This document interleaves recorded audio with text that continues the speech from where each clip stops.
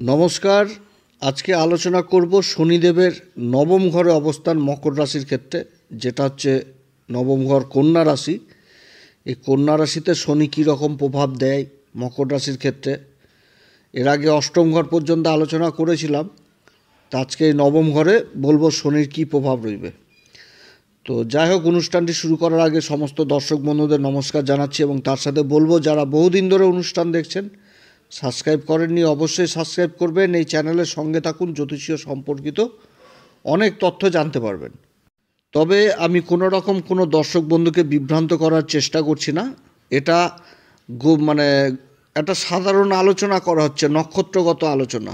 তো নক্ষত্রর ভিত্তিতে তো সমস্ত রাশিফলটা বিচার করা যায় না। তো এটা কারো ব্যক্তিগত কুষ্টি ধরে আলোচনা নয়। তো যাই হোক, কন্যা রাশিতে উত্তরা ফাল্গুনী নক্ষত্রের 3টি চরণ পড়ে, আর হস্তা নক্ষত্রের 4টি চরণ পড়ে এবং চিত্রা নক্ষত্রের 2টি চরণ পড়ে। তো এই 3টি নক্ষত্র দিয়েই হস্তা নক্ষত্র কন্যা রাশি। তো উত্তরা ফাল্গুনী নক্ষত্রের অধিপতি হচ্ছে সূর্যদেব এবং অধিপতি দেবতা হচ্ছে আরিয়ামা।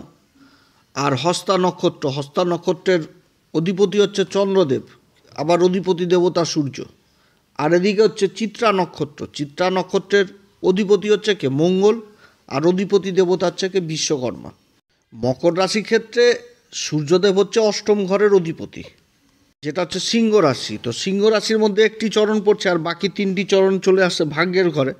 তাহলে অষ্টমপতির নক্ষত্রে অবস্থান ভাগ্যের ঘরে। তো ভাগ্যের ঘরে রাশির অধিপতির অবস্থান হওয়াতে তো এটা বিশাল ব্যাপার, যে ভাগ্যের ঘরে রাশির অধিপতির অবস্থান হওয়া মানে ভাগ্যের যথেষ্ট সঙ্গ লাভ করা। কিন্তু যখনই নক্ষত্রগত নিয়ে বিচার করা হয় তখন কিন্তু এর মধ্যে অনেক কিছু জিনিস উঠে আসে, যেটা কিন্তু বুঝা মানে একটা গভীর আলোচনার দিকে চলে যায়, যে কোন পথে গেলে ভালো হবে, কোন দিক থেকে সাবধান, এগুলোও কিন্তু উঠে আসে। ভাগ্যের ঘরের অধিপতি অবস্থান, রাশির অধিপতি ভাগ্যের ঘরে অবস্থান করছে, যার জন্য একদম খুবই ভালো, ভাগ্য চচ্চর করে মানে উঠবে। আর দেখা যাচ্ছে নক্ষত্র হয়ে গেছে বিপরীত, তাহলে তার ফলটাও কিন্তু অন্য দিক থেকে কমে যায়। তো উত্তরা ফাল্গুনী নক্ষত্রে অবস্থান সূর্যের নক্ষত্র ভাগ্যের ঘরে। তো সূর্য হচ্ছে অষ্টমপতি, তাহলে এখানটাতে এই জিনিসটা তো প্রথমে উঠে আসছে যে ভাগ্য কখন সাহায্য করবে, যখন সংঘর্ষ হবে। কারণ অষ্টম ঘর থেকে সংঘর্ষ জিনিস বুঝাচ্ছে, আধ্যাত্মিকতা জিনিস বুঝাচ্ছে, গভীর জ্ঞান জিনিসটাকে বুঝাচ্ছে, ঈশ্বরীয় জ্ঞান, আধ্যাত্মিক পথ। আবার নবম ঘর থেকেও ঈশ্বরের জিনিসটা উঠে আসছে।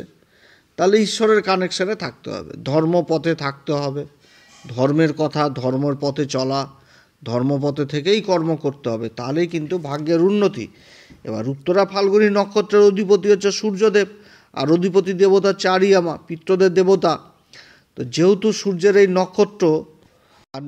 নক্ষত্রের অধিপতি দেবতা হচ্ছে আরিয়ামা, তো এই নক্ষত্রের অধিপতির দেবতার একটা বিশেষ গুণ রয়েছে, সেটা হচ্ছে কি আশ্রয় দাতা হিসাবে, দানশীল, কর্তব্য, মায়া, মমতা, বিপদের আপদে পাশে দাঁড়ানো, এই নক্ষত্র থেকে উঠে আসে। তো ধর্মতে এই গুণটাই শেখায় যে কেউ বিপদে পড়লে তার পাশে দাঁড়াও, আশ্রয়হীনদের আশ্রয় দিয়ে সাহায্য করো। এটাই তো ধর্ম, মানুষের মেন জিনিস, যে বিপদে আপদে পাশে দাঁড়ানো।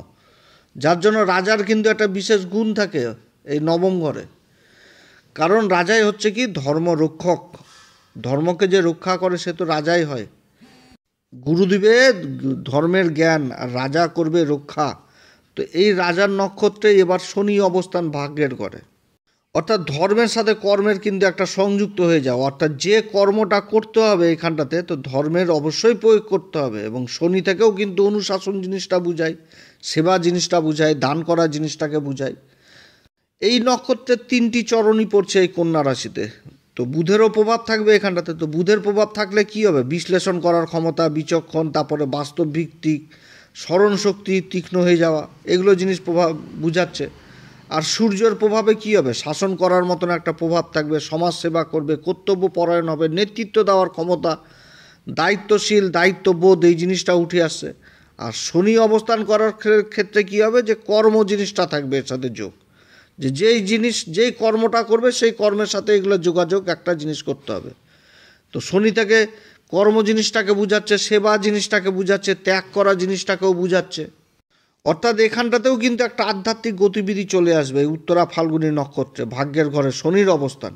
অর্থাৎ জাতক কিংবা জাতিকা যত আধ্যাত্মিকের মধ্যে থাকবে, ধর্মের পথে থাকবে, ঈশ্বর সাধনায় থাকবে, তত ভাগ্যের উন্নতি হবে এবং কর্মের সাথে সাথে ভাগ্যও চলতে থাকবে। এই নক্ষত্রের আবার নেগেটিভ জিনিসও রয়েছে, যেমন পিতাকে অসম্মান করা যাবে না, পিতার সাথে সম্পর্ক ভালো রাখতে হবে।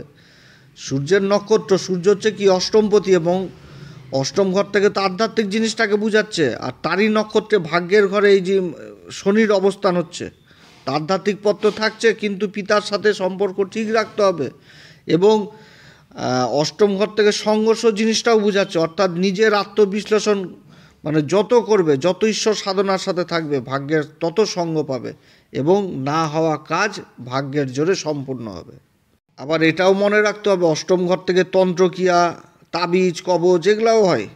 যার জন্য এই যে বুধের প্রভাব আর সূর্যের প্রভাব, তার সাথে যে শনির প্রভাব, এইখানটাতে এই জিনিসটাও বুঝাচ্ছে যে তুমি অন্ধবিশ্বাসী হয়ে যাও না, অন্যের মতন যে কারোর কাছ থেকে তাবিজ নিলা, কবজ নিলা, নিয়ে আধ্যাত্মিকতার মধ্যে জড়িয়ে গেলা, সেটা না, পিওর আধ্যাত্মিকতার মধ্যেই থাকতে হবে।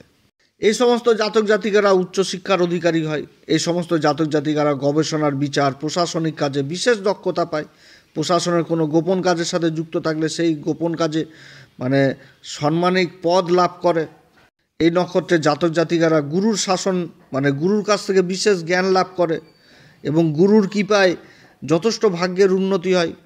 এই সমস্ত জাতক জাতিকারা, এই যে এই নক্ষত্রের জাতক জাতিকারা মানুষের জন্য কিছু করার মানসিকতা যেরকম থাকে, সেরকম কেউ বিপদে পড়লো তার পাশে দাঁড়ানোর জন্য প্রস্তুত হয়ে থাকে। এই যে একটা গুণ, এবং তার সাথে আবার নেতৃত্ব দেওয়ার ক্ষমতা প্রবল থাকে, সমাজকে নেতৃত্ব দেওয়ার প্রবণতাও থাকে, এবং এদের জ্ঞান নিয়ে অনেকে আবার দাঁড়িয়েও যায়। মানে এদের কাছ থেকে শিক্ষা নিয়ে জীবনে কিন্তু অনেক দূরে এগোয়। তো যাই হোক, এই নক্ষত্রে জাতক জাতিকারা অবশ্যই সূর্যের উপাসনা করবেন। পিতার সাথে সম্পর্ক মজবুত রাখা উচিত। হনুমান চল্লিশা এবং বজরং বাণ, শ্রীরাম সীতার প্রণম মন্ত্র সহকারে প্রত্যেক দিন পাঠ করা উচিত। সেরকম হস্তা নক্ষত্র, হস্তা নক্ষত্র হচ্ছে কি, হস্তা নক্ষত্রের অধিপতি হচ্ছে চন্দ্রমা। আর এই যে নক্ষত্রটা, এই নক্ষত্রের অধিপতি দেবতা আবার সূর্য। তো এই নক্ষত্রের উপর সূর্যেরও প্রভাব থাকছে, চন্দ্রেরও প্রভাব থাকছে। এবার নক্ষত্রটা পড়ে গেছে কন্যা রাশিতে, বুধের মূল ত্রিকোণ রাশি, তাহলে বুধেরও প্রভাব থাকছে এই নক্ষত্রে। এবার ভাগ্যের ঘর হয়ে গেছে এই কন্যা রাশিটা এই মকর রাশির ক্ষেত্রে। আর রাশির অধিপতি যদি এই নক্ষত্রে অবস্থান করে, তাহলে কি হবে, যে শনির সাথে কিন্তু একটা চন্দ্রের কানেকশন হলো, চন্দ্র সূর্যের কানেকশন হয়ে যাচ্ছে। তো চন্দ্রের আর সূর্যের এই কানেকশন হওয়ার জন্য মানসিক দিক থেকে একটা ভালো ঝড় কিন্তু বয়ে যাবে ভিতরে ভিতরে। অর্থাৎ মানসিক চাপ, মানসিক অস্থিরতা, একটা দুশ্চিন্তা, এগুলো কিন্তু হস্তা নক্ষত্রে থাকবে শনির এই অবস্থানে। কিন্তু ভাগ্যের ঘরে অবস্থান করার জন্য এই নবম ঘর কি আধ্যাত্মিক শক্তির ঘর, ঈশ্বরের ঘর, আধ্যাত্মিক পথের ঘর। তো যত ঈশ্বরীয় ভক্তি বা ধর্মের পথে থাকবে, তত কিন্তু কর্মে সফলতা পাবে। মানে মনের মধ্যে যায় তুফান বয়ে যাক, কিন্তু ঈশ্বরের পথে যদি থাকে, যদি ঈশ্বরের উপর সব কিছু ছেড়ে দেয়, ঈশ্বরের সাধনা, যে ভগবান যা করবা সেটাই মঙ্গল, কিন্তু নিজের কর্ম থেকে সরলাম না, তাহলে কিন্তু ভাগ্যের যথেষ্ট সঙ্গ পাবে এবং যত রকম বিপদ আপদ সব দূর হয়ে যাবে। কারণ এই নক্ষত্রে থাকাকালীন বিপদ যে কোন সময় আসে বোঝা মুশকিল এই হস্তা নক্ষত্রে শনির অবস্থানে।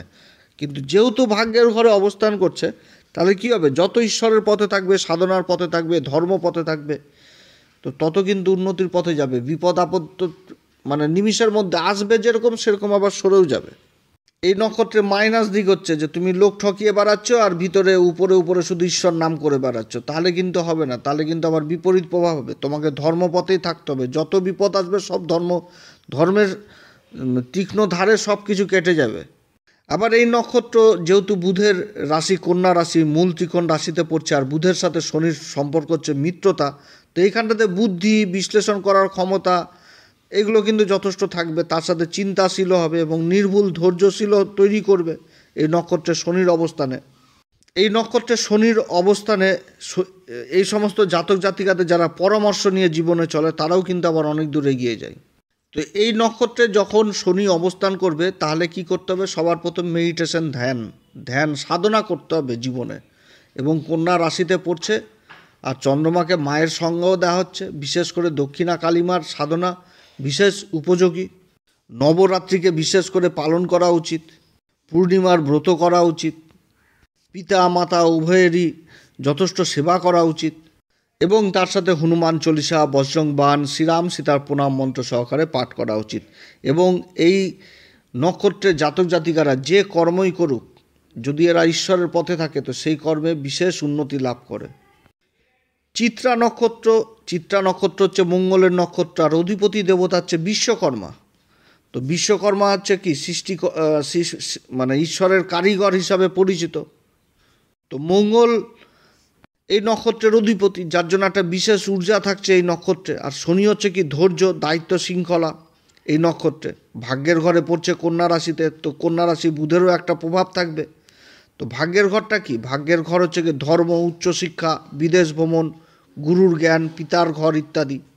এই নক্ষত্রে থাকলেও কিন্তু ধর্মপথে থাকতে হবে এবং আধ্যাত্মিকতার মধ্যে থেকেই কর্ম করতে হবে। এবং যে কর্মটা এখানটাতে হবে সেই কর্মটা কিন্তু বুঝাচ্ছে যেটা কঠোর পরিশ্রম হবে এবং নতুন নির্মাণ হবে। তার সাথে যে পরিণতিটা যে ফলটা পাবে সেটা দেরিতে পেলেও কিন্তু তার স্থায়িত্ব যথেষ্ট থাকবে, কারণ নির্মাণ কার্য তো একসাথে হয় না।